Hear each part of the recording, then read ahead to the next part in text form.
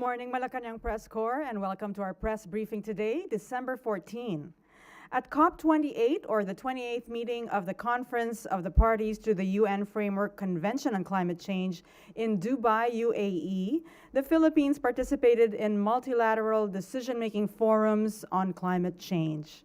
For the first time, there was a Philippine pavilion where our country hosted bilateral and ministerial meetings and over 30 panel discussions with topics ranging from just energy transition, climate finance, urbanization, representation of youth and persons with disabilities, health impacts, and more. The Philippine delegation was led by the DENR Secretary, Maria Antonia Yulo-Loyzaga, and in keeping with the Marcos administration's thrust of putting climate change considerations in the center of government policies and programs, other cabinet members also participated in COP28. One of the most significant outcomes of COP28 was the creation of the Loss and Damage Fund, which was announced on the first day. It's intended to provide financial assistance to countries coping with loss and damage caused by climate change beyond adaptation and mitigation. And here to tell us more about the Loss and Damage Fund and other programs is DENR Secretary Tony Yulo-Loyzaga. Good morning, Secretary Loyzaga. Good morning, Daphne, and good morning po sa inyong lahat. Thank you very much for this opportunity to share what has happened at COP28. Maybe just to lead into the first topic, which is the Loss and Damage Fund. The Loss and Damage Fund was really established after a long history of negotiations. While the 8 years leading up to the establishing is the formal number of years, which is being used as a reference for the evolution of this concept. Really, in the 1990s, we had small islands already saying that they will be suffering from irrecoverable losses, no? Principally because of the loss of land area, because of sea level rise, and other types of impacts from climate change. So our history, the Philippines, we have been at the forefront of the negotiations for the Loss and Damage Fund all the way back from the time of the first CCC Commissioner Lucille Sering to Yebsano, post Yolanda. This has been a long time coming, and it is a recognition by developed countries as well as other developing countries that indeed there are losses that are too great to bear from ordinary types of funding that are being provided for adaptation and mitigation. So the Loss and Damage Fund was established on the first day of the COP by a long series of consultations by what they call the Transitory Commission. And that fund was initially expected to raise only an initial about 200 million. We are, as of closing, I understand, over 700 million in terms of pledges to the Loss and Damage Fund, some of which, of course, come from the developed countries, such as Germany, but also the UAE and the UK and other countries as well. So that Loss and Damage Fund will hopefully be made operational as soon as possible. And we hope that we will be able to access it with some efficiency, greater efficiency than the other funds that are available. The other announcement we have to make and to share is through the initiation of our President Marcos, in terms of the interest of the Philippines to actually, number one, have a seat on the board of this fund so that we can continue to actually be the voice of developing countries that are vulnerable to climate change. And secondly, to host the board of the fund, which will be in charge of making those decisions about the fund's administration. We are very fortunate and we're very lucky through the hard work, of course, and the vision of the President. We have garnered a seat on the board of the Loss and Damage Fund. There will be a term sharing. However, for the 3 terms, we will have 2 years. The first year, which is the inaugural year, 2024, and 2026. In the year 2025, we will have a term share with Pakistan, who is the other Asia-Pacific country that is also part of the board. So out of the 3 years, the Philippines will be sitting 2 years as full members and 1 year as an alternate member. Our next job, of course, is to work with the rest of the board to see how we can have a proper host for the board itself. And as you may expect, if it comes to the point that we would take a vote, the Philippines may have to recuse itself from the vote because we are in fact vying for the hosting of that board. So aside from the hosting of the board and the establishing of the fund, there were great strides, I think, in recognizing the value of science in everything that we need to do in terms of finance and implementation. There are also recognitions that we could not have come to this point without a principle of equity and multilateralism and solidarity with those that are in fact in the same position as ourselves, but also understanding where we are going in terms of limitations in terms of the finance. As far as the Philippines is concerned, we are very gratified to have seen the entry of biodiversity, the entry of oceans as well in terms of the topics, but we still have to do a lot of work in terms of advancing what they call the principle of common but differentiated responsibility and respective capacities, which has to do with the equity in terms of who should bear the responsibility for meeting the needs of developing countries that are vulnerable already to climate change. So perhaps I'll leave it at that for questions. That's great news. Certainly worth the wait for this press conference. Any questions from Malacañang Press Corps?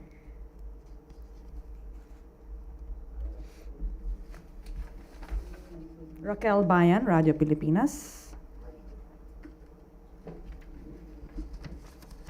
Secretary, what's the importance po ng pag-host natin, ay pagiging board natin ng Pilipinas? Mas magbe-benefit po ba tayo kaysa member lang po tayo?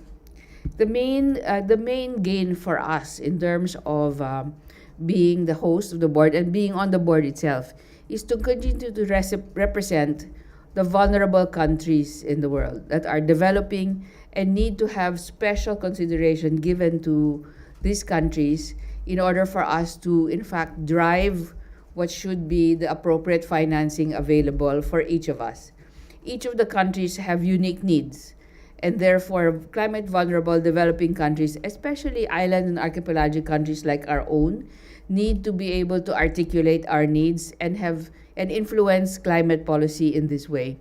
So being at the forefront as a member of the board, and also hopefully hosting the board here in our country, we can remain in the spotlight for climate vulnerable countries that are in the developing world that need to have this kind of attention in terms of what they need to meet in terms of adaptation mitigation, but beyond that, in terms of loss and damage, what needs to be given to these countries in order to thrive and to survive the impacts of climate change. And then, ma'am, you mentioned po kanina sa loss and damage, ang target natin is 200 million originally, pero 700 million na po yung pledge. No, clarification lang po, no? 200 million was an expectation of the capitalization of the fund. Hindi po natin target yun. No? Ang nangyari po is we said, baka naman ma-reach yung 200 million. Hindi po lang tayo ang nag-expect noon. That was the general, no? Pero ngayon, what has happened is it went above what was being expected. So ngayon, nasa 726 million na po ang capitalization ng fund. Of course, these are still pledges because there needs to be a receptacle for the funds, no? So maybe I should address that now. As part of the agreement, no, on the establishing of the fund, there had to be an institution that in transition would hold these funds once they are made ready. As part of that agreement, there was a proposal for the World Bank to actually host the fund, separate and distinct from the other funds that the World Bank has, given by their members for the different programs that the World Bank has. So in other words, tagasalo lang po, temporarily, yung World Bank until we can come up with appropriate structure and organization arrangements for the administration of this fund. And then, ma'am, 726 million pledges, is that enough na po? Very far from enough. Very far from enough po. Because there are countries, for example, that are already losing their land area that have already started to look for land in other countries para malipatan na po ng mga populations nila. So as you can see, there are many needs that cannot be met by ordinary types of funding. Other considerations, species loss, biodiversity loss that is irrecoverable. No? So these are some of the areas wherein talaga pong loss and damage na talaga po yun. Hindi pwedeng adaptation, hindi na pwedeng mitigation. If I may just add one particular point, Daphne.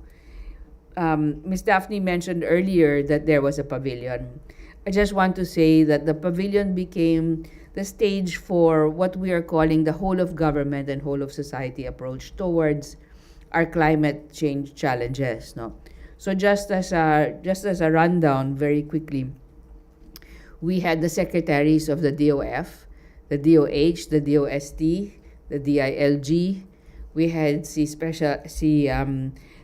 Anton Lagdameo there as well. We had members of the DFA, certainly. We also had members of Congress, the Climate Change Committee in particular, and some of the more vulnerable provinces such as Albay.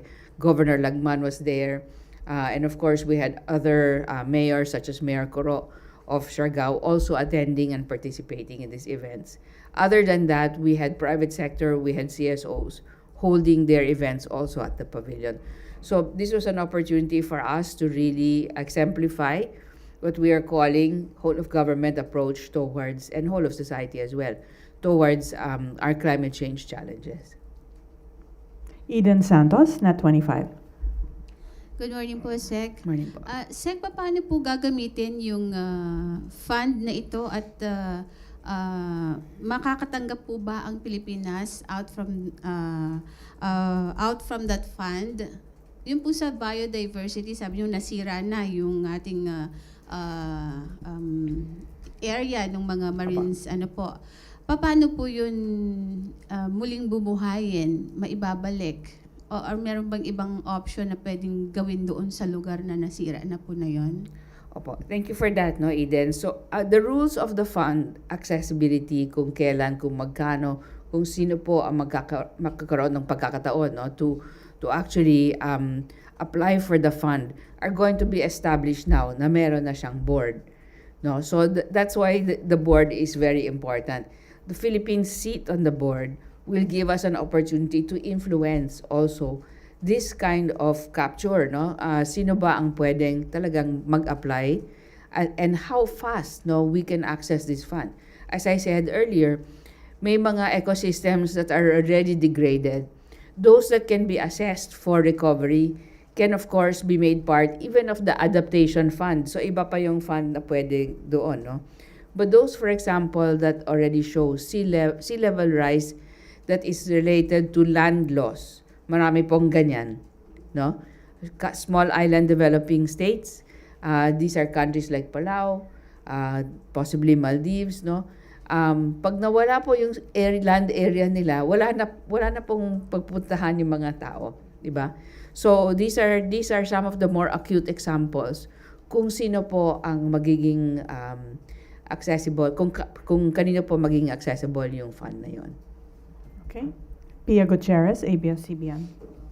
No, ma'am, natanong na rin po ni Eden yung question ko. Pero sa Philippines po, ano po yung mga priorities na ipupush po natin in the board pagdating po dun sa utilization ng fund? So sa atin po, and again, we are representatives here of the climate vulnerable. Ano po? So we need to understand their particular situations. Again, loss of land area, total destruction of biodiversity, and of course the ecosystems that support them.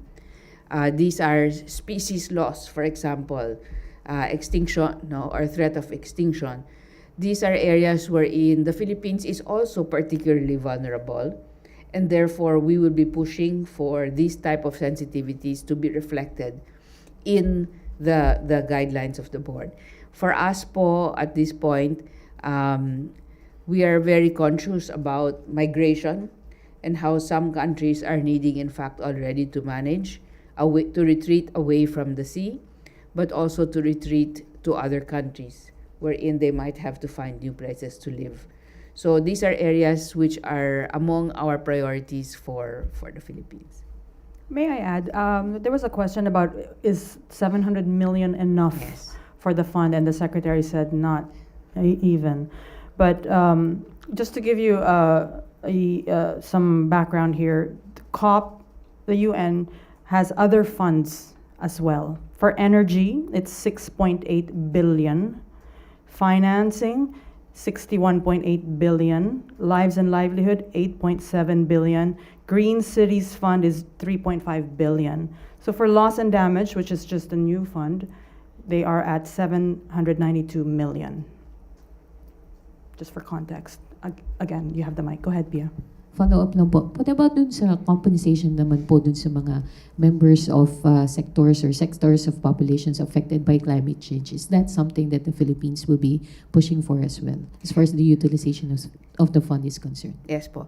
So, the Loss and Damage Fund is a fund that can be tapped beyond adaptation. No? Kasi sabi lang ni Ms. Pia, Ms. Daphne, no? There are other funds that are available. So, for those sectors that need to adapt to climate change, there is an adaptation fund. For energy that has to transition away from fossil fuels, there are funds for mitigation and energy transition in particular. So there are different streams na pwede pong i-avail ng different countries depending on their particular needs. There are already funding mechanisms established. Yung Green Climate Fund. The Green Climate Fund is already delivering funds to the Philippines for certain projects. One example, Pag-asa's impact-based early warning system. They have received funding from the Green Climate Fund.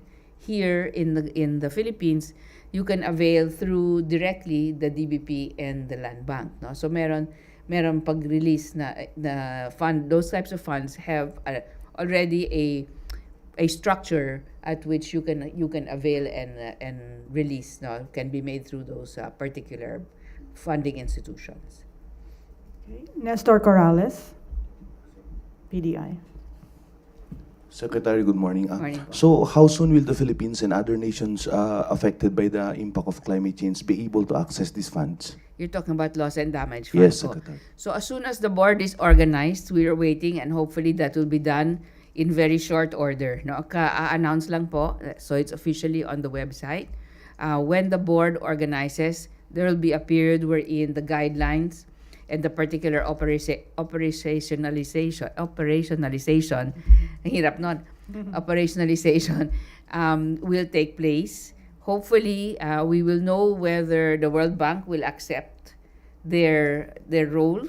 Kasi po may conditions nga po yan, no? They cannot, for example, apply their own rules to the fund. It has to be the rules that will be based on the UNFCCCs and the agreements of the board, no? So, we hope within 2024, there will be some progress, no? In terms of the organization and the guidelines that will be made available to those that need to access the fund.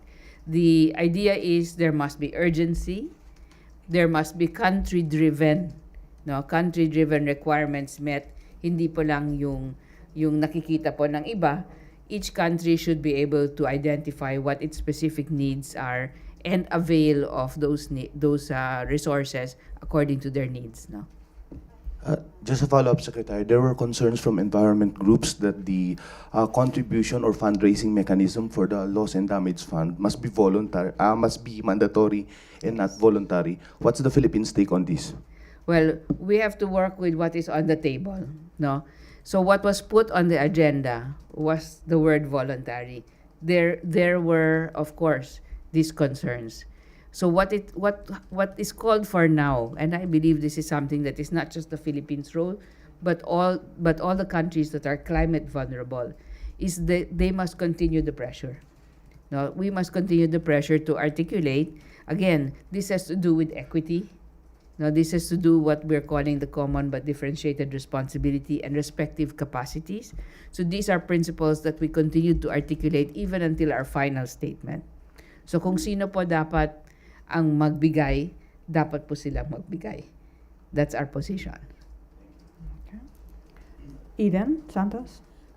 Nabanggit niyo po kanina, kabilang dun sa hintay nating guidelines na yung migration, retreat away from the sea, or retreat to other country. Yes, Ibig po. po ba sabihin nun, ang Pilipinas ay magiging open sa mga gustong mag-migrate dito kung sila ay naapektuhan nga itong mga nabanggit ninyo, or kunwari nawala na yung land nila, naging tubig na. Pwede ho silang magpunta dito sa Pilipinas to migrate? Eden, medyo beyond my pay grade po yan. Medyo foreign policy po yan and of course, a national policy. No? But maybe just to say that the Philippines has historically been, of course, in support of those in need in terms of human mobility and migration during crisis. No? So alam nyo naman po, we have had a history of that. So I'm not able to comment on that directly, pero medyo open naman tayo sa ganyan in terms of our own history. So, ibig sabihin po, if in case na okay naman po dun sa ating policy from DFA, pwede po natin yung i-apply dun sa loss, saan ba? Sa Loss and Damage Fund para ma-accommodate natin yung mga magma-migrate dito? Hindi po tayo ang mag-a-apply. Yung nangangailangan po ang kailangan mag-apply. But let me just also cite, and thank you to Ms. Daphne for this reminder. During the COP, we were called to the Global Climate Mobility Pavilion. No? Ito po ay isang pavilion together with the International Office for Migration that recognizes achievements in terms of migration and how we are handling human mobility, no, as a whole. So si President Marcos actually received an award for his role in climate mobility, in human mobility in particular. Together po sila ng President of Sudan. So we were together with the Minister of Environment of Sudan as well to receive these awards. So dala-dala po namin yung award for the President. Yeah, go ahead. Ivan Mayrina, GMA 7. Yeah, Secretary, as the Environment Secretary, will you be representing the Philippines on the board, No, or will we So, nominate somebody else? we have nominated someone, and that name has already been submitted, and that is former Undersecretary Mark Hoven of the DOF. Formerly po with DOF. And when you say host the board, please tell us how that works. So the hosting of the board will actually include the granting of certain privileges and immunities, similar to what we have granted to the ADB, for example, or the WHO regional office and other UN offices here. So that involves a legal process of actually ratifying their status and then affording them with those privileges and immunities. Thank you. Thank you po. Okay. Sir Cahiles, CNN. Yeah, good morning, ma'am. Just also a clarification. How many countries will sit on the board? So as of now, we have 23. I'll have to verify whether that will be 26 finally, no? Equally divided more or less among the developed and developing countries. So the Philippines seat was part of the group of nominees for the Asia Pacific group, no, of the G77. But will there be a chairman for this board? Are you going to elect it? Yeah, organizationally, this will all happen now po. So we will know the details in very short order po. So potentially, we could be the chair of the board if we are. Yeah, potentially everyone could be the chair of the board. Thank you po. Thank you. Okay, Maricel Halili, TV5. Hi, ma'am. Ma'am, good morning. Just a quick clarification. You mentioned that there will be term sharing between the Philippines and Pakistan. Why is that, ma'am? Yes, because we had 3 seats afforded to the Asia Pacific group, but there were actually more than 3 that applied. So in this case, there are several alternates that are full alternates, and there are several that are full members. No? So nagpapalitan lang po in terms of the seats. No? So for us, we will have a full membership on 2024 and a full membership on 2026. So magpapalitan po with Pakistan. The other countries in the Asia Pacific group nakasali po, no, in those names that were submitted, where KSA, where UAE, where Iran and Kazakhstan, and of course Pakistan and ourselves. Thank you. Okay. Okay, so implement. may I take this time to veer away from loss and damage fund? I think we've covered that enough, and congratulations again, of course, Secretary Loyzaga. But let's clarify some news from last week that about Canada giving the Philippines $5.3 billion. That is wrong. Actually, in 2021, Canada increased its climate financing globally from $2.6 billion to 5.3 billion Canadian dollars. That is to fund their global climate financing programs, of which the Philippines has a program under DOF, Canada, and UNDP. So just wanted to clarify that the fund is not all for the Philippines. Yes. It's a global fund. Thank you. Perhaps if I can just add to that, Daph. So hindi lang po ang Canada, of course, that are giving globally, no?